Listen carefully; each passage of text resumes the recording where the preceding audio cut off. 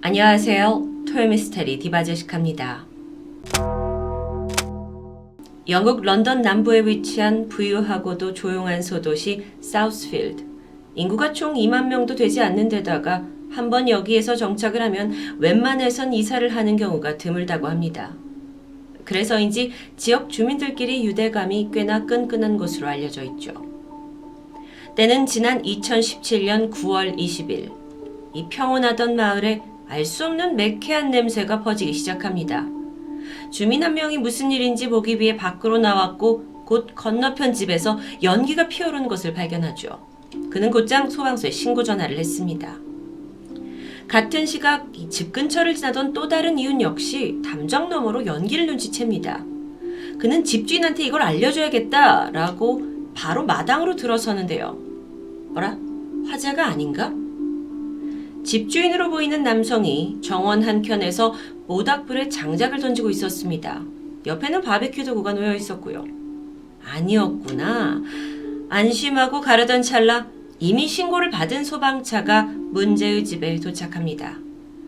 바베큐 연기가 너무 심해서 비롯된 해프닝으로 마무리하려던 찰나 예상치 못한 광경이 펼쳐집니다.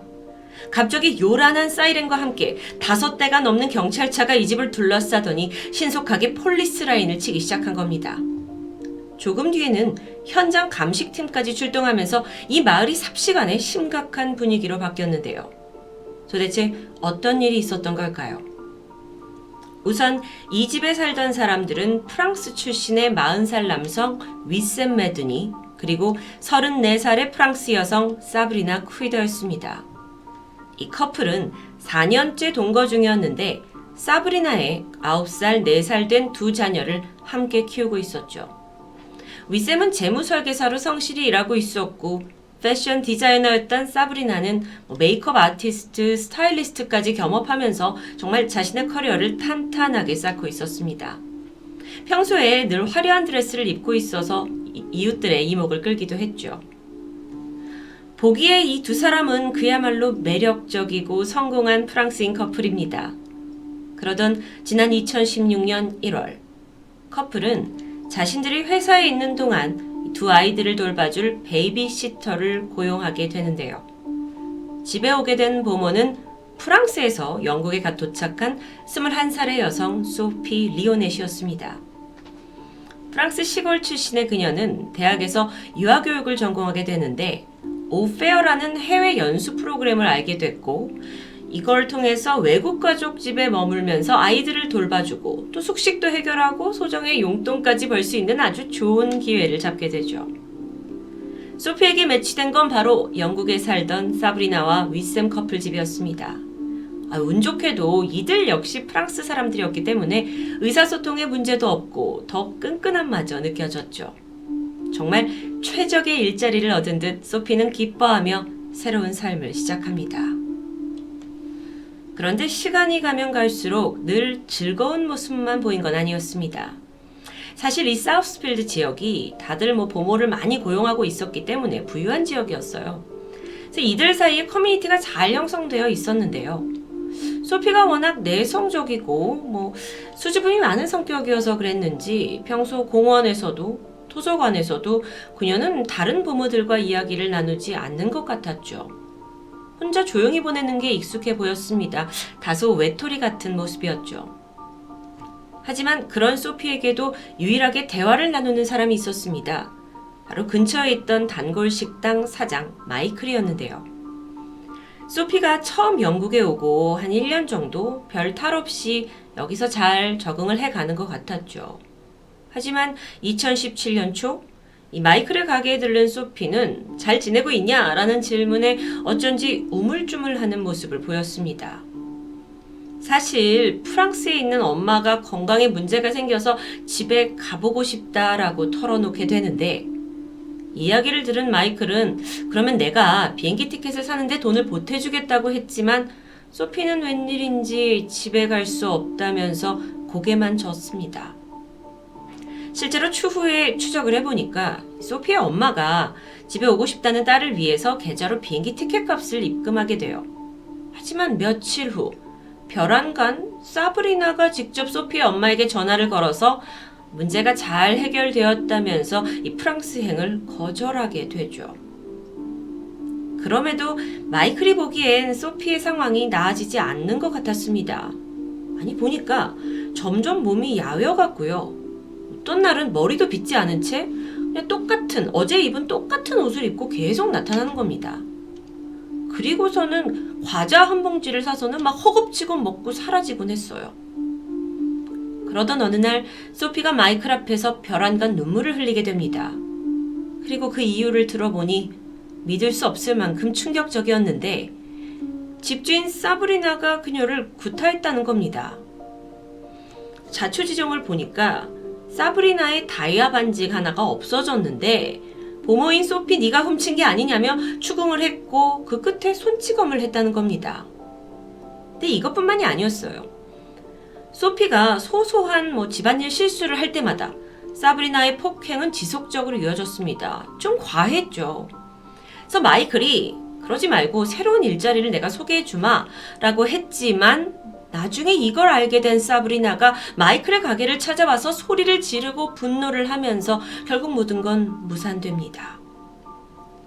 그렇게 불안한 날들이 이어지던 2017년 9월 20일 그날 사브리나의 집 정원에서 불이 났다는 신고가 들어왔고 소방관이 방문한 상황이었죠.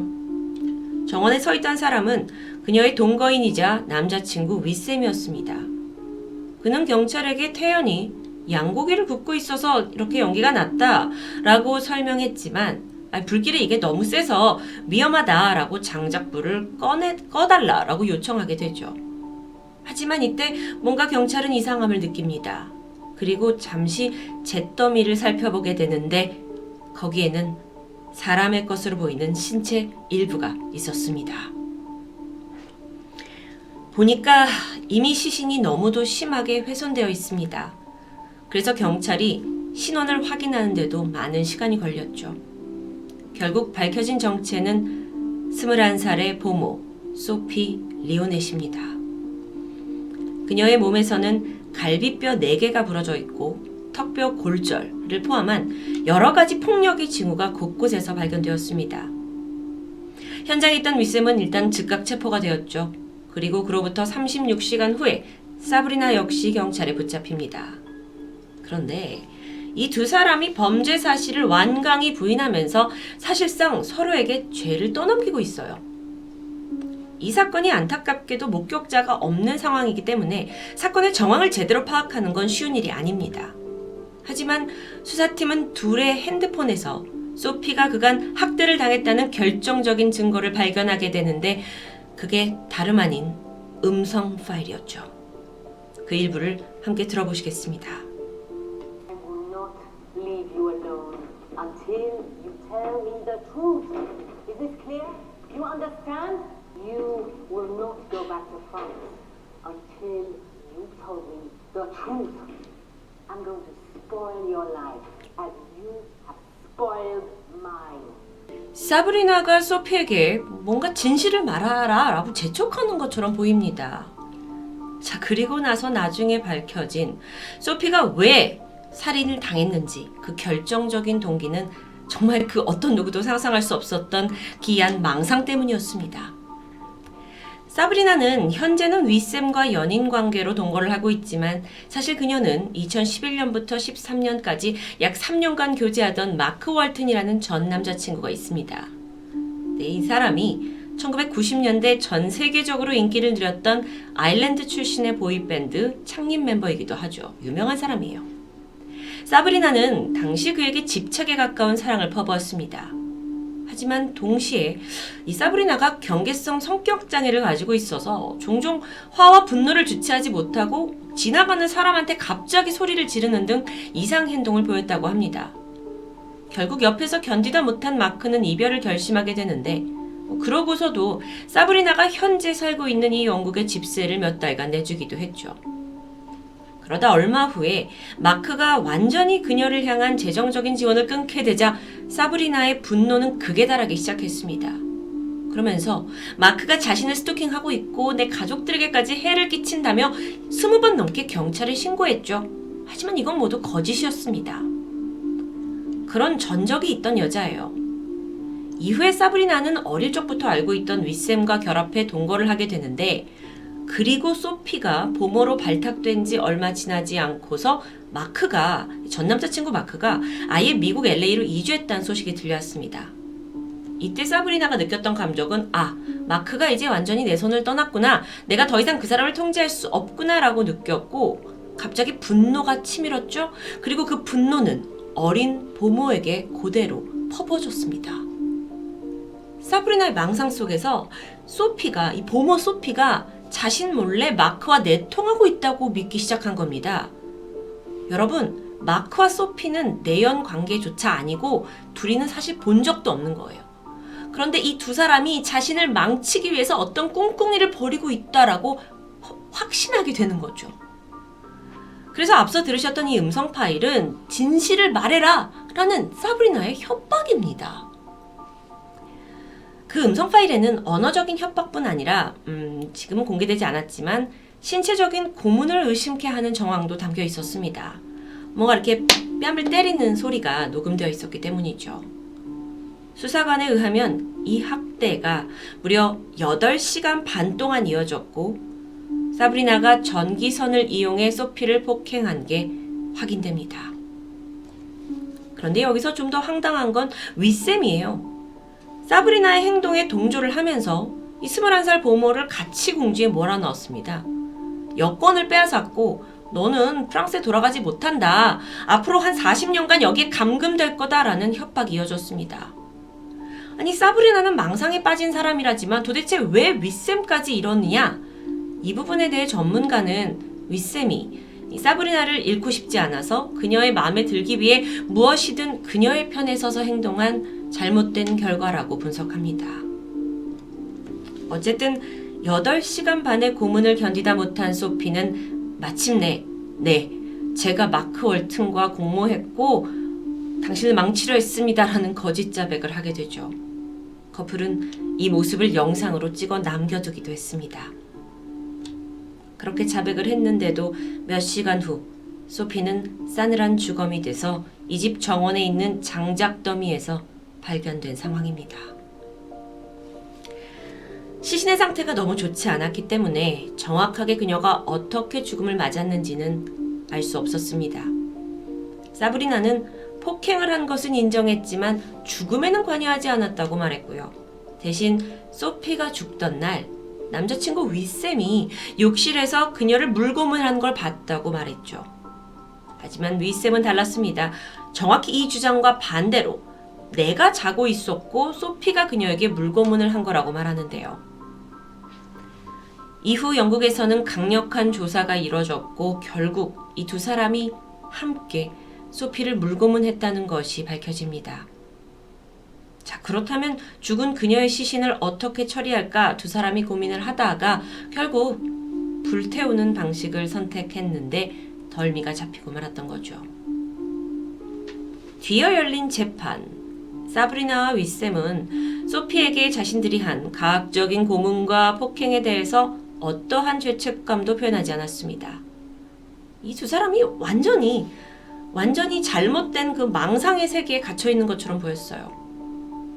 둘의 살인 혐의는 인정되었고 두 사람 모두 무기징역을 선고받아 현재 복역 중입니다. 불과 몇 년 전에 발생한 사건이라고 정말 믿기 힘든 엽기적인 사건. 당시 이 스토리를 취재한 영국과 프랑스 양쪽 언론사들 모두 아니 이게 진짜 실화냐, 웬만한 소설과 영화보다 더 기이하다라고 혀를 내둘렀다고 하는데요. 이제 막 갓 성인이 된 순진하고 어린 보모에게 한 커플이 저지른 범죄. 이 사건을 두고 많은 사람들이 안타까워했지만 한편으로는 의문도 있습니다. 왜 소피는 진작 도망치지 않았던 걸까요? 마음만 먹었다면 경찰에게 폭행 사실을 알리고 도움을 받을 수 있지 않았을까요? 여기에 대해 한 심리 전문가는 이런 말을 남겼습니다. 우리는 종종 가정폭력 사건에서 피해자가 왜 도망치지 않았는지 의문을 갖는다. 하지만 그들이 심리적으로나 육체적으로 이곳에 갇혀 있다고 생각한 순간 도망칠 수 있는 힘은 그렇게 쉽게 나오지 않는다. 어쩌면 우리가 주변의 이웃들에게 한 번 더 관심을 가져야 하는 게 바로 이런 이유 때문 아닐까요? 토요미스테리 디바제식합니다.